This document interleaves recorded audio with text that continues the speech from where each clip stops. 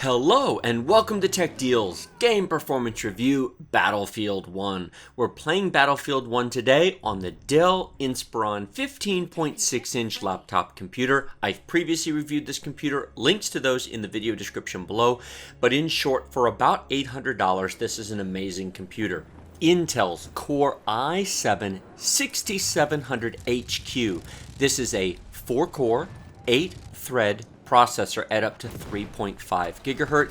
This is not a low-powered laptop chip. This is almost as powerful as the full desktop i7. It's a really good processor.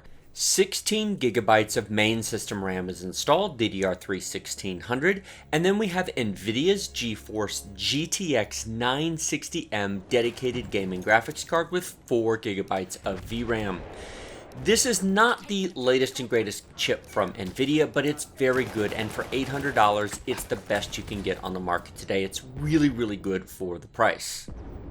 We are playing today at 1080p Full HD resolution with low detail preset.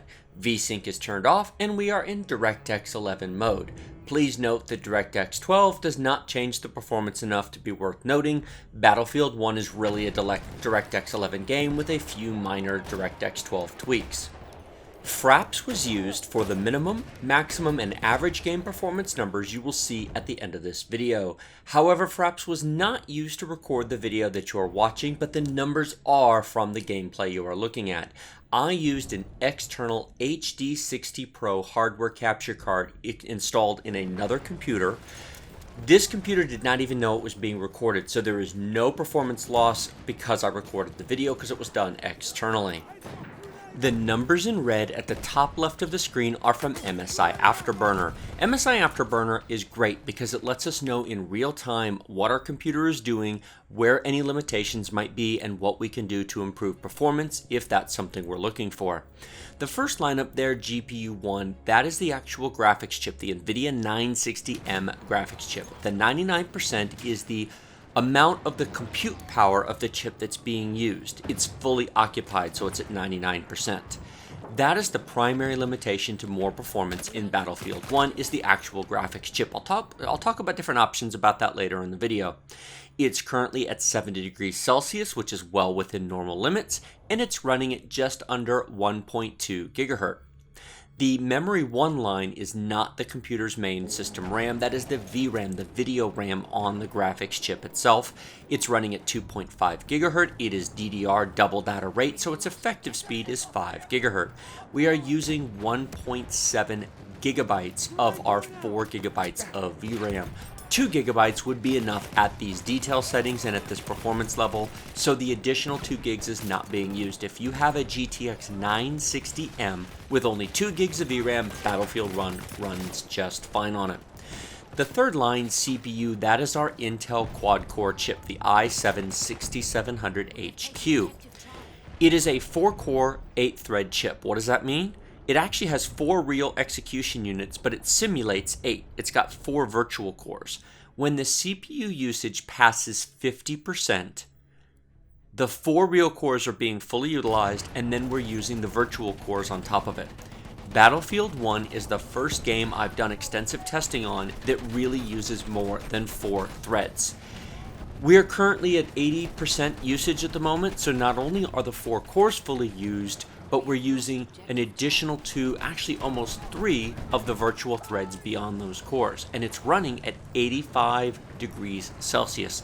This is much warmer than in most other games I tested. I just did Call of Duty Infinite Warfare, and it was using less than 50% of the CPU power in most cases, which just goes to show some games need more CPU power, some don't. What this means is that Battlefield 1 would be running a little bit slower on an i5 processor than an i7. Historically, I've always said you don't need an i7 for gaming, and i5 is fine because games don't use more than 4 cores. Well, that's largely been true. It's now starting to change. Battlefield 1 is a great example of a game that is happy to use more than 4 threads. Look at the main system RAM. We are using just over 10, actually 10.5 gigabytes of main system RAM. That's what the RAM line is. This $800 laptop comes with 8 gigabytes by default. It has been upgraded to 16. A video showing how to do that is in the video description below. It's part of the whole playlist of videos I've done on this computer. I've done many videos installing a solid-state drive, upgrading the RAM, Windows performance, and so on.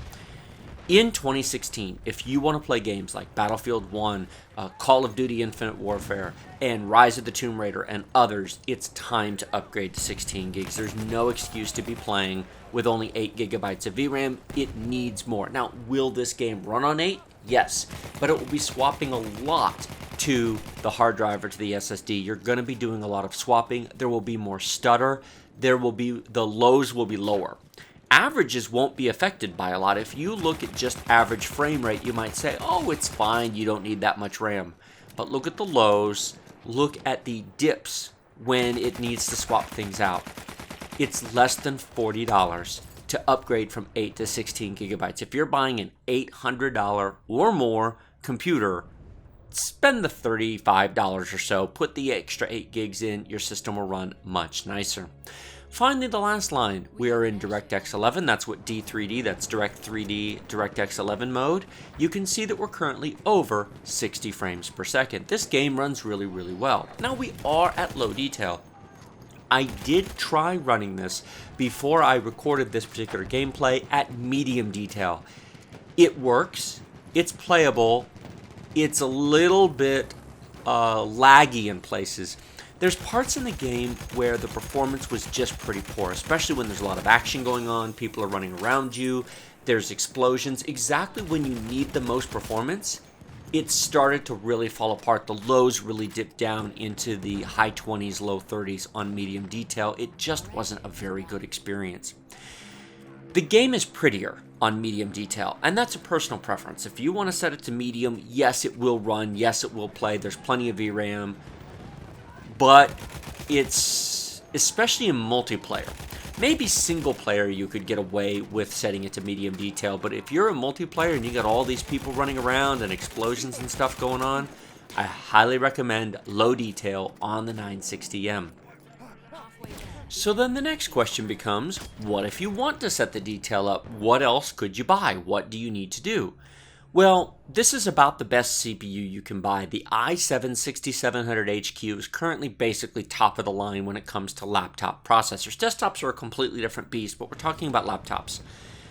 It's the graphics chip that is the limiting factor here. That we need more power on.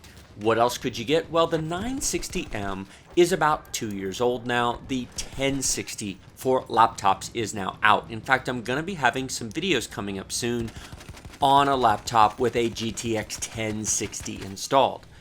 Please note that laptops with GTX 1060 cards are currently much more expensive. $1,300 to $1,500 is what you're going to spend in November of 2016 when I'm filming this to get a 1060.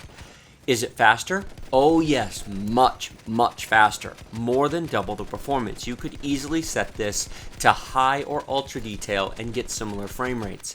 However, this is an $800 laptop. Those are $1,300 to $1,500 laptops, depending on which model and which company you buy from.